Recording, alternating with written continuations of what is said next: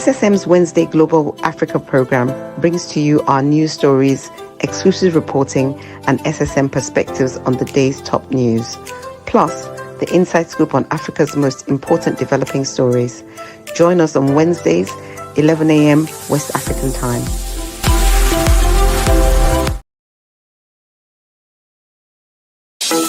In a world where news flies around every minute, you need the ability to relate and connect with what matters and stay up to date. Schengen Story Media News Echoes program is Africans in Diaspora and at Home's leading English news network, one of the most trusted, respected sources for news updates on current affairs as they affect global Africa.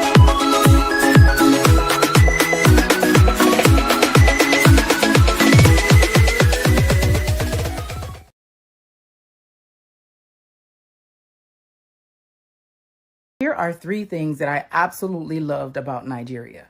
Number 1, I fit in. I fit in. Melanin, caramel, chocolate, mocha, whatever you may call it, I fit in, baby. I felt at home. I didn't feel out of place. I didn't feel like anybody was staring at me. Nobody was looking at me strange when I walked around in the stores. I mean, everybody was minding their own business. Number 2, the people. I mean, Nigerians are a vibe. The diverse culture, the different tribes, the different religions, the people are a vibe, okay? Whatever it is that you're looking for, they got it in Nigeria, okay? And they see you. They see you. They notice you. There's a sense of community. People care. Yes. And of course, you might be woken up at 2 a.m. because there's church going on the loudspeaker, but hey, nothing wrong with a little godliness, okay? Relax. Number 3, I love that Nigerians are resilient. They are resilient. Very ambitious and resilient people. They don't depend on the government for anything. They will figure out how they can take care of themselves. They see their systems. They know it's messed up. And guess what? They still thrive and they still figure out a way to make it work. So shout out to all my Nigerians. You are nothing but queens and kings in my eyes. If you're an LDR couple and you're not yet following us, what are you waiting for? Make sure you engage from the bottom up and we'll do the same. I'll see you in the next video.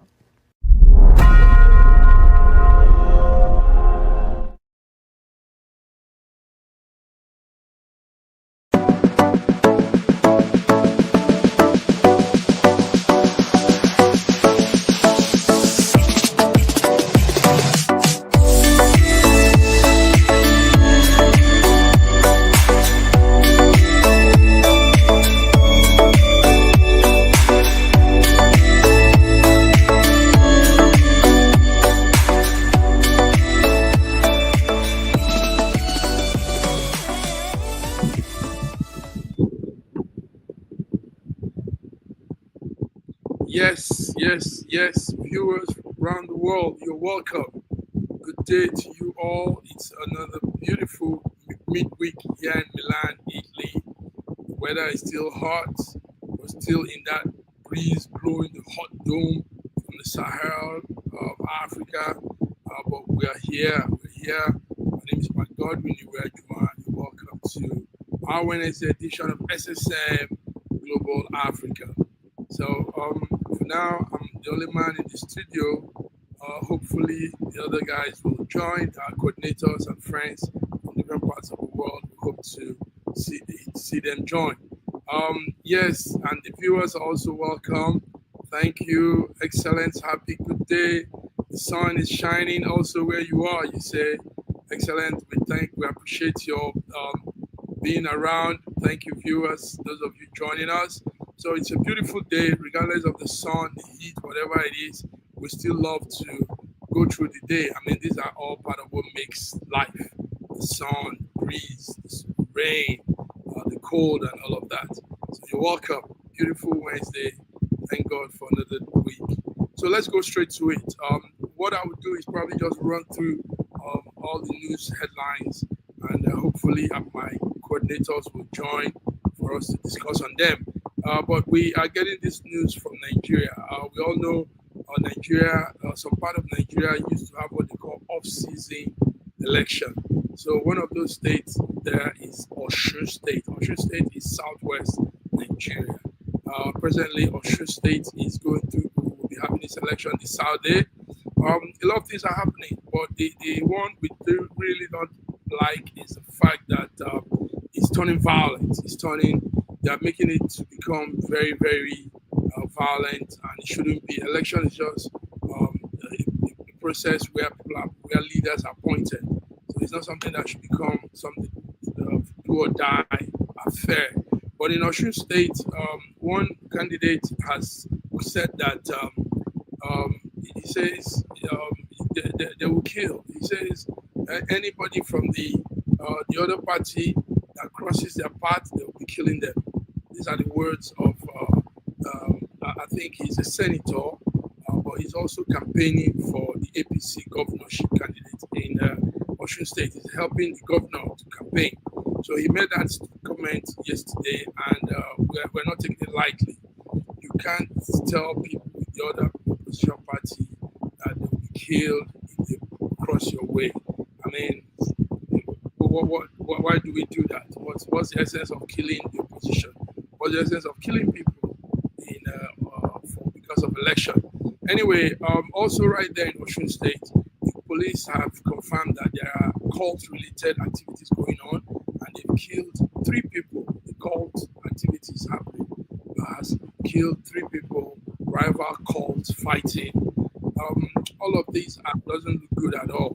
Osun can do better. We can't have Osun State in this kind of situation just a few days to their election. So joining me to discuss some of this also is our man from the United Kingdom, London, Dr. Olufemi. Dr. Olufemi, I hope you can hear me. I can hear you loud and clear. Are you there? Yeah, I can hear you loud and clear. How are you? Good afternoon. Good afternoon, Mark. Good afternoon, Nigerians in the diaspora. Good afternoon, citizens of the world. My name is Dr. Olufemi Obakaran from London, England. Powerful.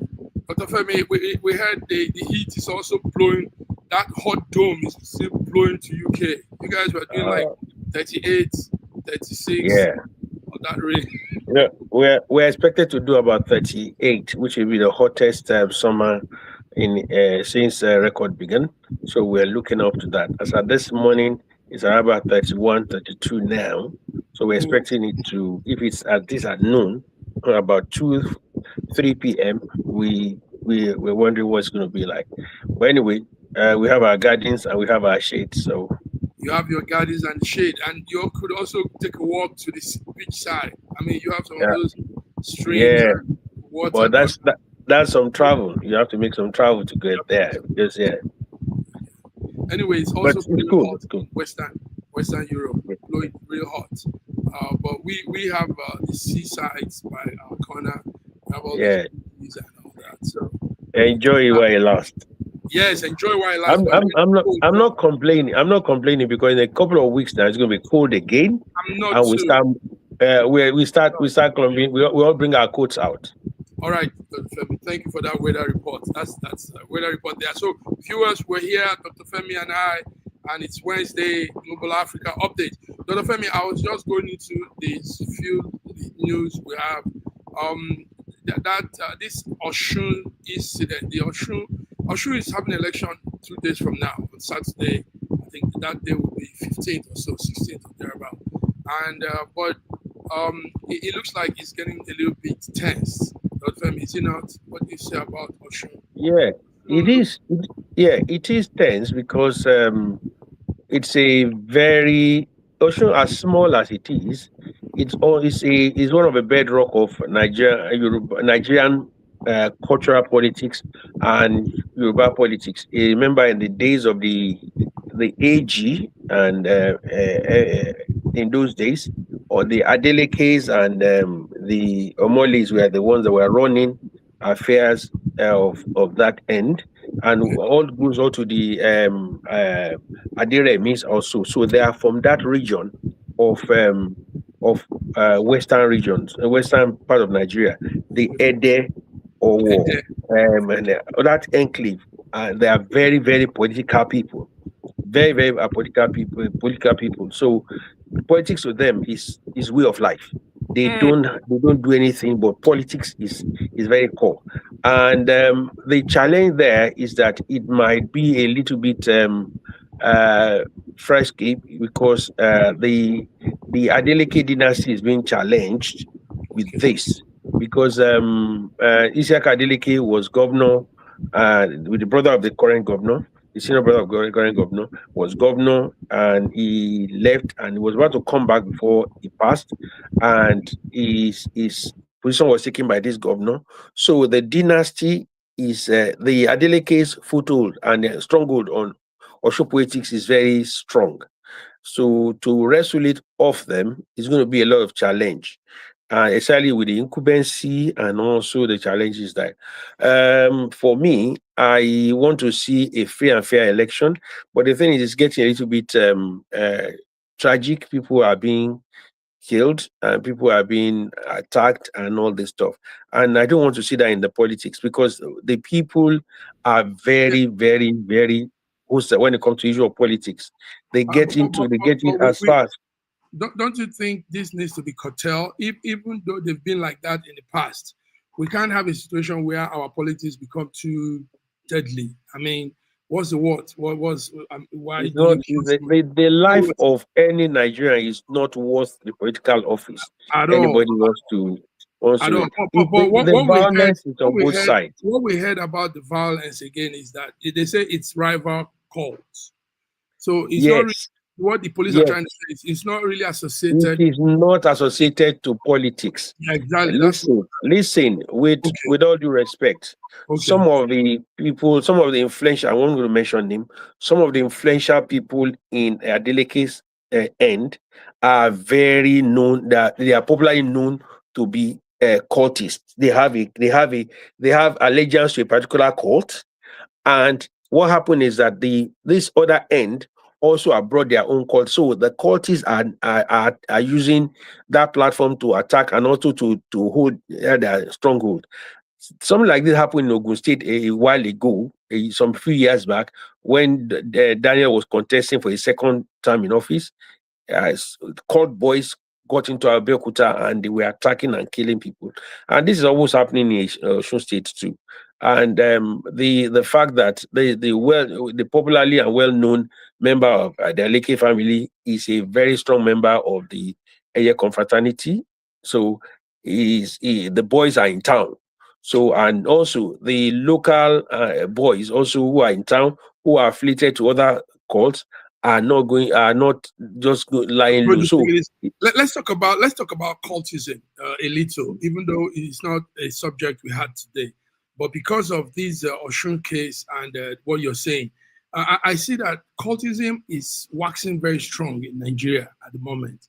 In a time when such organizations should fall out, it's even getting stronger. In fact, I noticed most of our entertainers all belong to one cult or the other. You just talked about the Adele case. I've seen Davido wear his hat, his color hat, flying it openly. You know, they don't have, it's not more a hidden thing. It's all out there. It's open. So, but why do we want to bring cultism? Same as Rivers. You know, Rivers is bedrock of cultism. The Vikings and Buccaneers and all of those. So, but why do we bring it into governance? I heard some politicians are also mafia. They are also in the cult.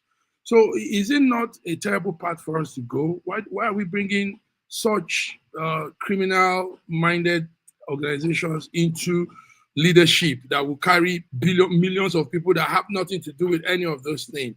People that just want to live their life, and now they are now associated with cultism, Vikings. The answer is very easy. It's a 5-letter word. Power. Very good. Power. Now, they just want power. They want power. These cultists want power. I remember when I was in university, I was the president of the University of Ibadan in the very early 90s. Some of them, they will want us to join their group, despite the fact that I wasn't a member of anyone. But they so much give me respect because they know that when they get into trouble, you, the president of Student Union and secretary of Student Union, are the one that will defend them in the Senate when they take them to the Senate. So they want you on their side. when they get into trouble. So even despite the fact you are not a member of the court, they give you so more respect and protection and guidance and all this. They say, oh, let's do this, don't do that, don't do that. Oh, we do this. When there's a trouble, we give you guide. So they want to be close to power so that when they get into trouble, the black power will support them. So also when we take it to the bigger society, they want to get into closer to people in government. If they help someone to get into government, if they get into trouble, all the matter is just make a couple of calls and they'll be out of it. That's why it's waxing stronger. For example, if you're a member of a court, gets into trouble is involved in armed robbery or attack someone and they're arrested, they know that they have somebody high up in the places. They make one or two phone calls and they say, oh, the governor wants that person released. Oh, what does it cost to take that person, get that person released? Oh, the governor wants the person brought to the state house. Before you know it, the guy is released. Oh, we'll deal with it internally. Or we talk to the parents. They find a way of just covering up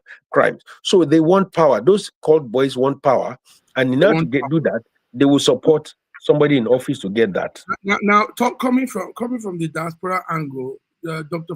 Femi, do you know most cult boys from Nigeria, the Eye, the Maf, the Buccaneer, the Viking, all of it? Do you know where they are now? Canada. Canada has become the heaven for all the cult organization in Nigeria, and they all come. They all live there. Yes, in fact, there's a documentary by the Canadian TV station on them, and they have become so aligned in Canada that they control now. They are heavy. They are you can't come in between. You know, so but it's a shame. Nigerians watching us, we are talking from the SSM angle. We're Nigerians too. So it's a shame that what we did as students in university. Can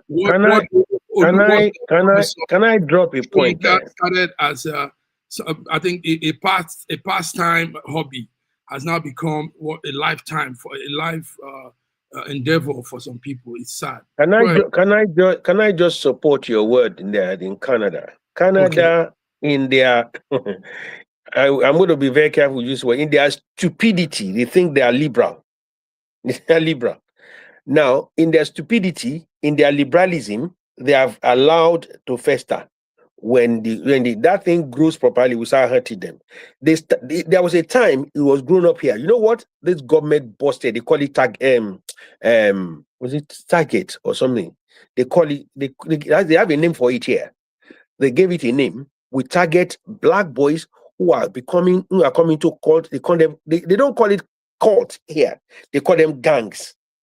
Here, they won't call them cults, they call it gangs. And they come from Nigeria, all those places, and Africa, Ghana, and all those cult boys begin to control those areas, and they call them gangs. There was a project given to the Metropolitan Police, which was headed by one fantastic police officer, Edem Etuk. Is a Nigerian police officer. We became very good friends. So because he was doing campaign for it and all, so telling them what do you do. They will be singing in their song. They will be singing. I'll be passing messages online. The message. So the police started decoding their messages and started getting me arrested. Many of them are in prison. And when they serve their prison sentences, they're deported. So when they realize this is not happening there, that's why they are going to Canada. America will not even spare them. When America catch them, they throw them in prison. And when they throw them in prison, they throw the key away. But Canada, in their liberalism, is allowing that to fester. But I hope we will not come back to them. We're going to have an issue. Viewers, I see our viewers are there. Excellent, happy, and all the guys. We're going to have a special edition on this program, strictly talking on cultism, and how it's flourishing around the world and why it shouldn't be. You know, so Dr. Olufemi, do me the favor of looking at some other thing. I have a well-detailed, you know, at one point I was working with one of the embassies in Europe, and what we were doing was a campaign against cultism, because we had a very terrible situation where the cult organization in Spain, they now brought two rival gangs and put them together in one prison. Wow. I mean, the police they put two rival gangs in one prison, and guess what happened? They killed themselves. Yeah, so few people survived, but it was a bloodbath. So that they now sent letters to Nigerian embassies in most West Europe, Spain, Italy, France, and the EU was trying to see what they could do about it. So they were getting the embassies involved. So I got involved too with the network, and we were traveling around. We were carrying speaker phones, going through some of the very deadly communities of Nigerians that are in cults, deadly communities. People were, when they tell you the story surrounding those places, you run. But we had to go. We gathered people, we wore T-shirts, we were campaigning, we were saying everything, to stop the cult activities. Yeah, they were all involved in Europe. Anyway, yeah. So we're going to do that. Let's open up more things. Let's show people the disadvantages of those things. Those things don't help in no way. There's no way it has helped any country, any group of people, community. No way. Rather, it brings violence, death, problems, and all kinds of negativity. Dr. Femi, let's go back to some story. This morning we had one good news. The federal government is building ranch in Abuja. They are using Abuja and some places as the starting point. They are building ranch to stop this movement of cows around city. Have you heard of that? Now, what do you think about that? Is that not a good way to go? Federal government? Yeah. I want to give kudos to the government because they are talking and do. So when they say they're doing it, one of the things they said was that they're going to stop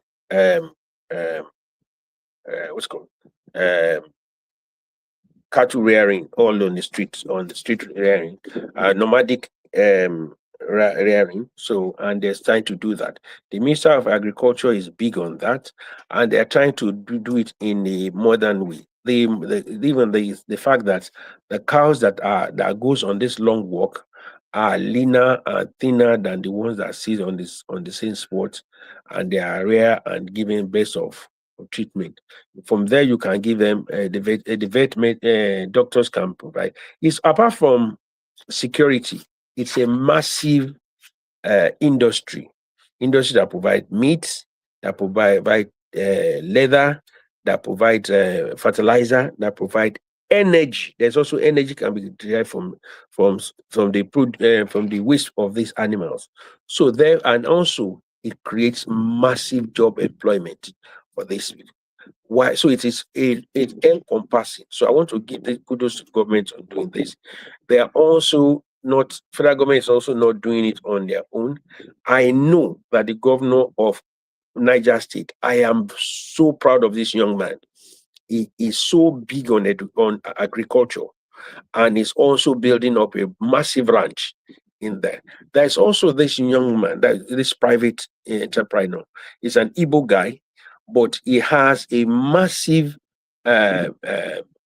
farm on, I think, Okene Road going towards Kogi.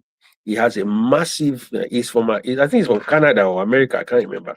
Yeah, he has a massive, he rear goats. And apart from crops, he does grow goats. So he imported some goats from other climes, and he's crossbreeding them with African goats. I'm going to find the clip on it and send it to you. There's people doing this. So if federal government is also doing this, that will also expand our meat production. It will expand our hide and skin production.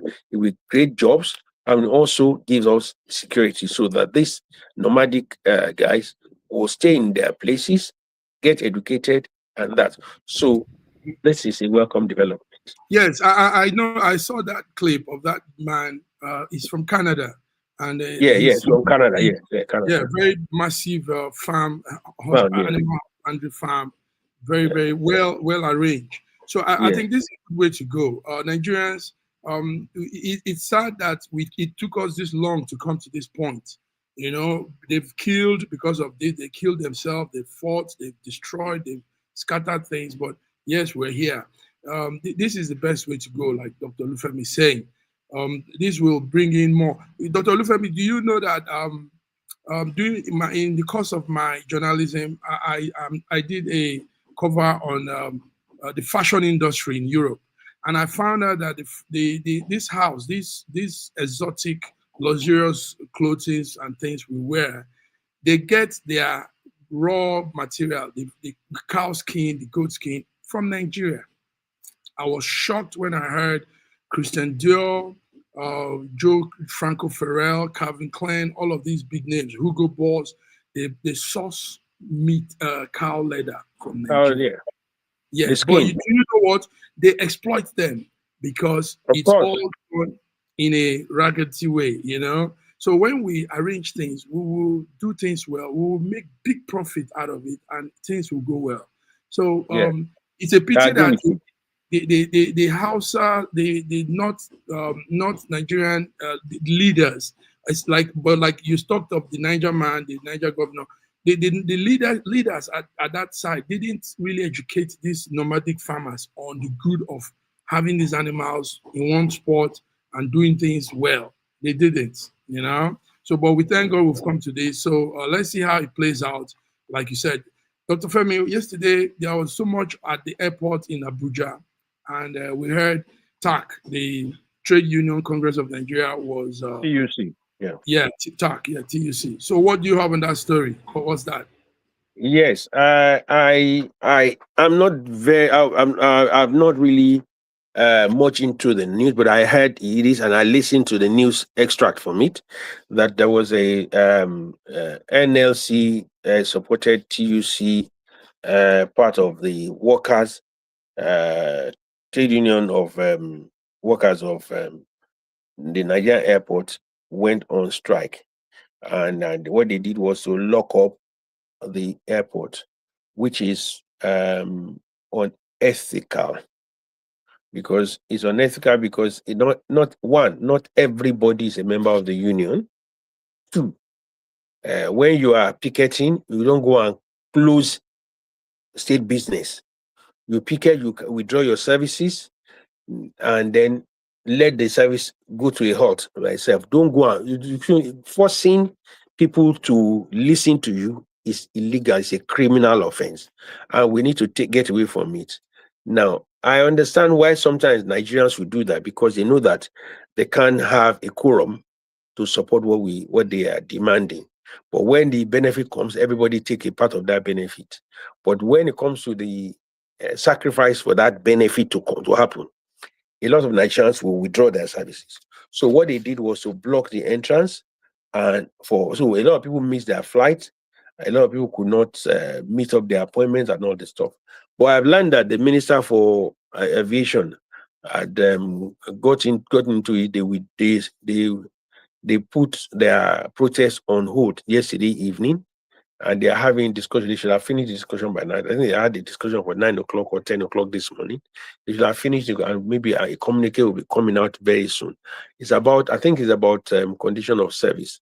Most of these commissions that we are talking about here, there's limited number of people that are employed by the federal government. A lot of people are employed by airline operators who are being maltreated, who are not being given the proper ability to work in a proper working environment. So with that, they have a legitimate right to demand better service, because these owners are increasing the fares of a flight. They're increasing this and that, but their salaries are not increasing. They are the ones that do the dirty job. So they have a legitimate right to right. The only thing is that we should learn that when we are protesting, we withdraw our service and then watch out.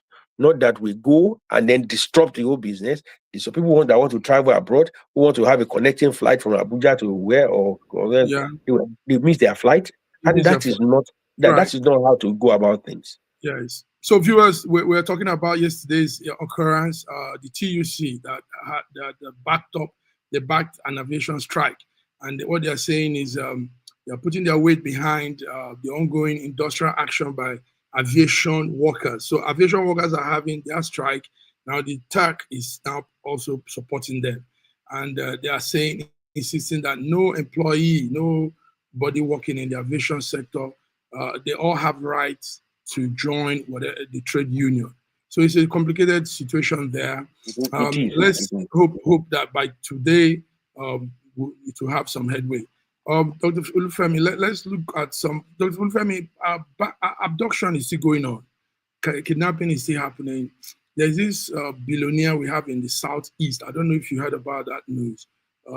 The son does some content, social content thing. They call them Jawajazi. Jawa, I don't know how you pronounce that. But you know, the father is a billionaire and he has been kidnapped.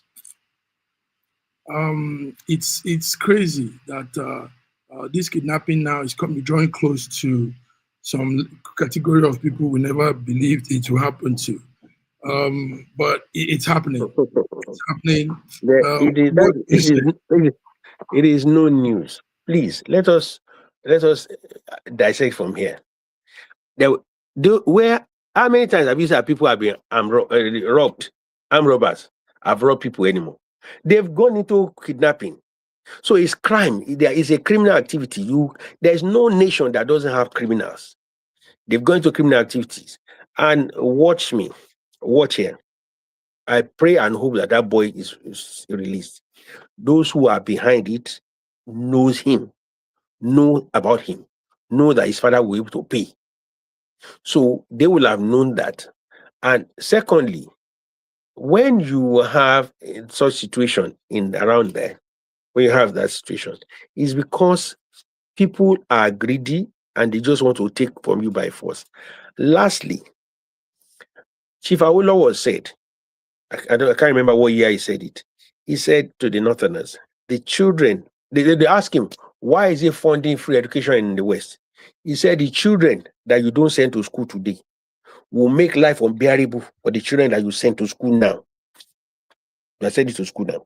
They make life unbearable. That's a very powerful statement Awo made. I always remember that statement. And it really helped Southwest Nigeria in terms of education enlightenment. And truly, that's what is affecting the north of Nigeria. Because those children, these Almajiris and all these children, they are the ones that have turned to Boko Haram. They're the ones that have turned to ISWAP and all of this gang and all the criminal things happening. And truly, they are afflicting pain to them on that side. So it's a matter of fact that people need to look deep into those situations. Dr. Femi, it is the man himself that was kidnapped, not the boy, not Jawajazio. It's the the dad. The dad himself, the billionaire himself. Yes. Okay. I can see the passion the speaker is living in Nigeria with security issues and economic failure. Okay, somebody is writing here, Dr. Femi, he said they can see the passion you have, but would you live in Nigeria with these security issues? I lived in Nigeria for many years. I still come to Nigeria. All this idea of you live in Nigeria, people live in Nigeria. There are 250 million people in Nigeria. As the 250 million have they been kidnapped? There is crime everywhere. There is no country there is no crime. Only a few weeks ago, somebody took a gun and killed 16 people in America. And is that not crime? 16. We're talking about kidnap that can still come back. He killed his grandparents, went to school and killed. There was also a video that showing somebody took a gun I think somewhere in North Carolina, went to the drive-in, shot the people in the drive-thru and start shooting people on the middle. There is crime everywhere. So for people to just believe that whenever there's a crime, you connect to economic reason. No. Please get this out of your mentality that it was because of economic reasons that people are having crimes. People leave Nigeria, come to this country and start continuing their crime activities. Is that not true, Mark? People leave Nigeria and come to this country and then continue their criminal activities. What's this guy? That's Hush Puppy. So he lived in Nigeria. He came to Europe and America and started scamming them. So people living economic reason is not. Therefore, are you saying that people that are living in the villages who are poor, are they criminals? No. It is greed and bad habit that makes somebody turn to crime. So don't stop giving excuses. Economic reason. Is that economic reason that making people? They are criminals. It is greed and bad. What they call criminal. But what I will add to what you said is correct. A criminal is a criminal no matter where he or she is. But what I'll add to this, somehow also the black man, the average Nigerian, for example, we are not hardened criminal. Situation puts us to it. The white people might be the opposite. You know, the white people, there are many that are born, they are just criminal. It's just born criminal. But we are not like this before. So how come we all of a sudden turned around into this what we have now? So we Can need I to tell you?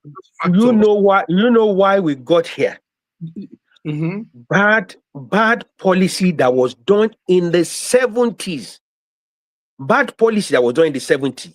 When money came to Nigeria through oil, we were shedding money without common sense. So they said Nigerian government said we have money, we don't know what to do with it. So they said that we were giving people free money instead of developing economy, developing infrastructure, So they said that in 1977 we called the whole world to come and spend money for us. First act, Nigeria funded First act. Because there was so much money, instead of us to develop a nation, economy, to develop our economy, to expand our economy, we brought the whole world to come and celebrate Africa, the way I celebrate black man, and we are spending money. So when we did that, it was affluence. Instead of development, we created a mentality that, oh, Nigeria is rich. Nigeria is not rich. Nigeria is not rich. Nigeria is a rich nation. Nigeria is not rich. There's a difference between the two. It's a rich nation and Nigeria being rich. When you talk about a rich nation that has resources, when Nigeria becomes rich is when the people begin to tap in those resources and begin to make money for themselves and begin to create wealth for themselves. What we have done in so far is that we created this ambience. Wait, government will do everything. Wait, government should do. Somebody graduate from the say, I'm waiting for government the government is not giving me job. I graduated, I have no job. You are a graduate. Your certificate is supposed to open your mind and look at what can I do better. If you are making amala as a graduate, create an environment that will be different from the one that is on the roadside. That's what makes you a graduate. Somebody did business administration, wants to work in a bank, did chemistry, wants to work in a bank, wants to do tie. What is stopping you from looking for what do we cure cancer, what we cure prostate, and start producing it and selling it? You are a chemist. Yes. So the thing is, do that. That's it. He says, yes, correct. Criminals are everywhere, but law and order must be enforced otherwise. So yes, I agree. I agree. Yes, we agree with this. Excellence. You've broken it down, Dr. Femi. The mentality needs to change, but like we said last time, it's hard to change the mentality that has been brought all the way along from before. It's really hard. So what we could be doing now is amending and probably working on this already mindset that we have and work on it and see how we can put things together for our good. Dr. Fem, let's begin to wrap it up. I like your point of view today. Can I also drop something? Which Excellence said in there about security, about law and order. Yes. Remember during the military era under Idiagbo, just before there was this offshoot of criminality, armed robbery, and all this stuff. What the Diaspora and Buhari government did then was that if you are arrested and you are tried in court and you have your day in court and you have been convicted, the execution is done in your town. So people, it's not that they kill the criminal, the name of that person that's killed be associated with that town. So everybody started talking to their children. To the extent that there was a time when you harbor criminal, if a criminal is found in your house, you will also be in trouble. So people begin to look out for it. We need to get to that level. We should not be looking, security, government, security, local government, security, police. No, security is a local issue. Everybody should be to look out for themselves. And therefore, when anybody commits a crime, like my brother said, Excellence said in there, when you talk about security, the people that are supposed to provide security are also, some of them are also criminals. Some of them are also criminals. Please, don't let us go into security matter. Yes. So thank you, Excellent. Law and order must be enforced from the top down. Straight up. Good boy. Dr. Femi, it's sounding very nice. Let's come to one issue, something I saw, and I have my own point of view to it. CNN is coming to, they signed a 1-year partnership with Dangote so that they can showcase Dangote to the world, and Dangote will become like something, and a sample for other businesses in Africa. Now, I have my reservation for that, Dr. Olufemi. I know you like to talk about opinions. My reservation for that is, if I were to be around Dangote, I won't go into that contract, that partnership. You know why? You see, this West, they like to find ways to know people's secret, number one, to know their other enemies' secret. You know, among themselves, they compete on, they hide their metrics of progress. For example, America is still taking down TikTok because they say China is using TikTok to survey America. They can have the back end, so that way they are monitoring things. They are looking at what American government is doing. Now, this thing is like that. This partnership with CNN. Why can't they leave us with our progress, and let's do our thing? I know Dangote will be excited. He has signed the contract already. He's excited to come into this business with them. But if I were to be a friend to Dangote, or if anybody here can tell him, that thing will expose him and it will bring damage to his businesses. I tell you, my brother. What do you say? No, say your own. You have a good valid point there. Mm-hmm. But listen, Dangote brand is beyond Africa and beyond Nigeria.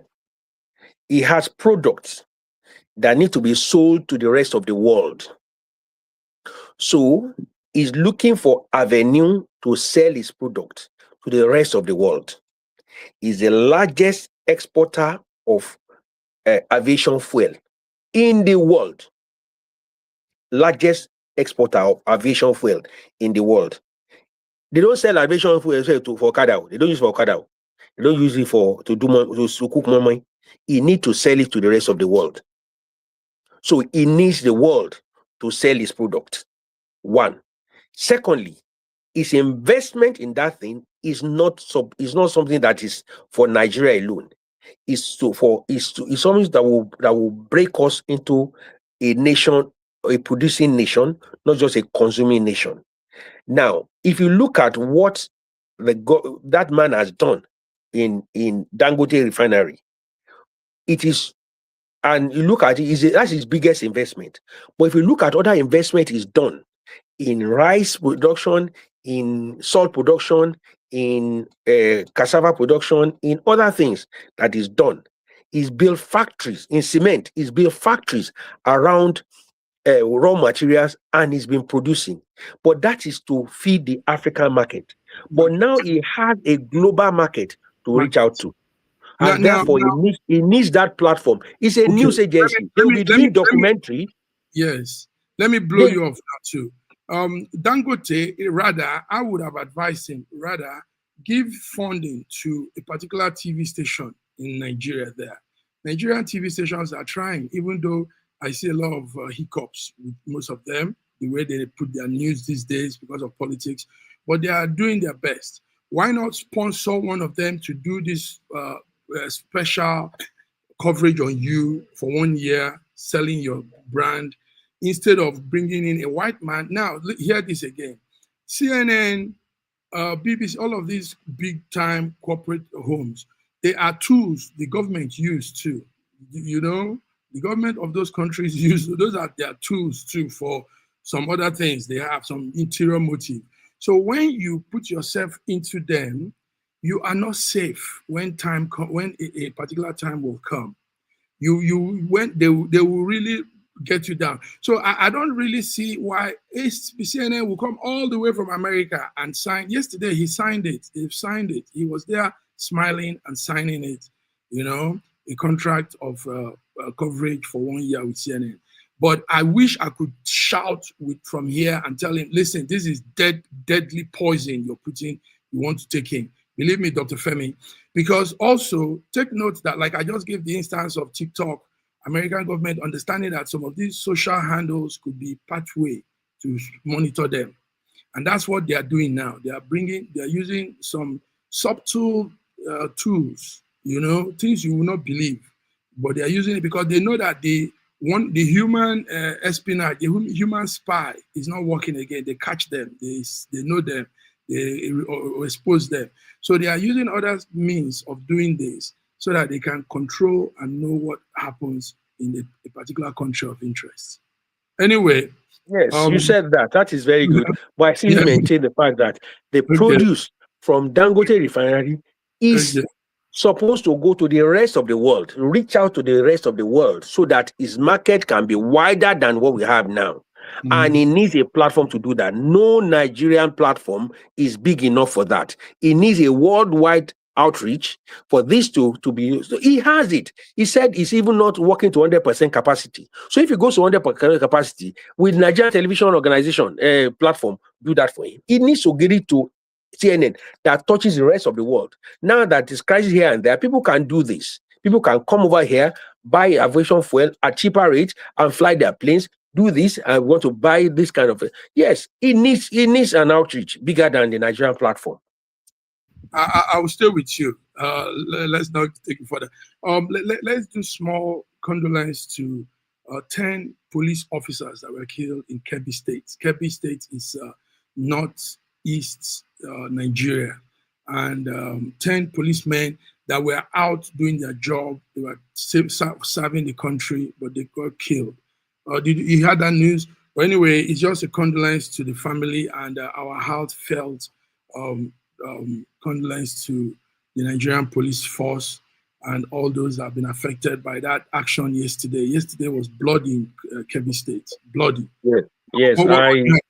My heartfelt condolences go to the families of these people, the children, the wife, the family members, and the Nigerian police force in general on this loss of these gallant men. And this comes to the fore. When we talk about insecurity, I will talk about that. Oh, these people are not doing anything. Oh, they are useless. Now look at these people. They pay the supreme price, and somebody will sit in their rooms.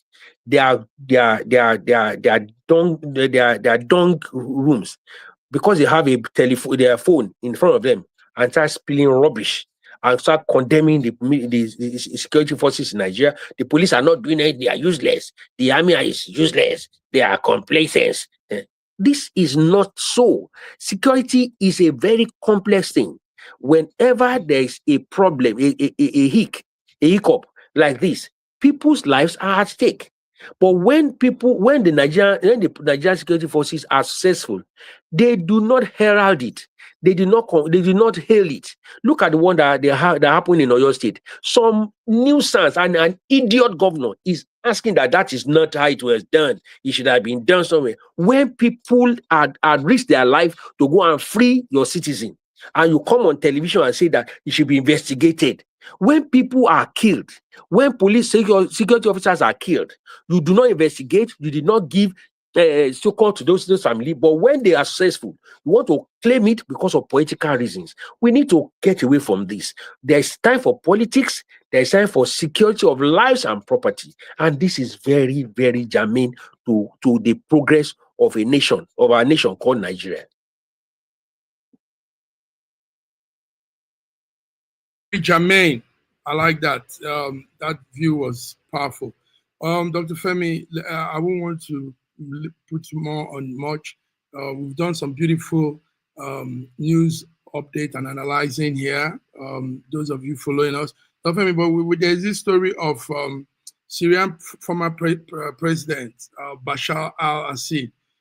He's been condemned to death in absentia. He's been condemned to death. We're following that story. We also heard yesterday there was some strike. The Ukrainian army was able to strike some parts of Russia and even affected the president's palace. So some international news will be coming up on Friday. Viewers, let's call it quit for today. A lot's still happening, but let's go off now and continue on the other side. So, Dr. Femi, what do you bring to us? What do you tell us?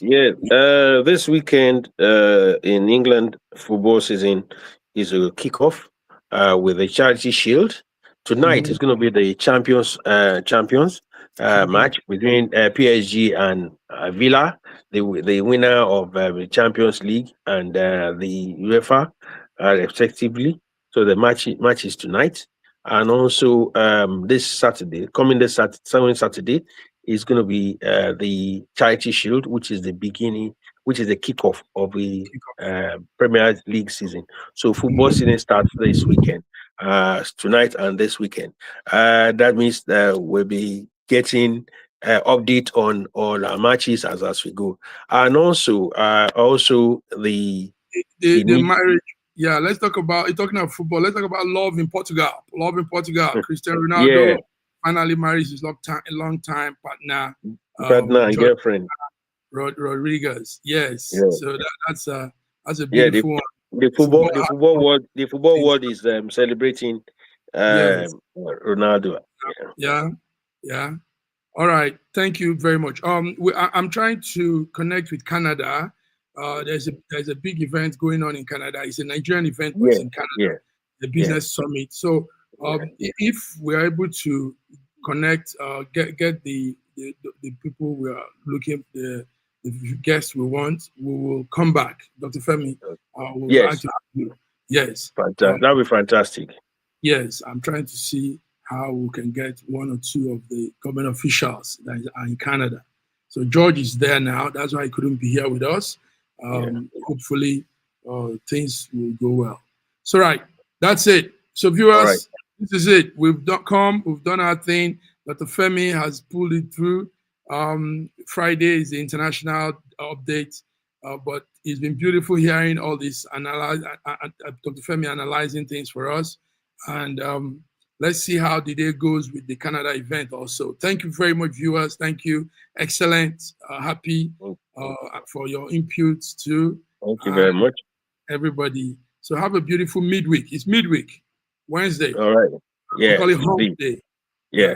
The hot day as well. Yeah. It's a hot day as well. Take care of yourself. Yeah. Yes, sir. Stay away from the center of the sun. And if you have to, use a sun cream. God bless you and peace out. Bye-bye. Thank you. Nice.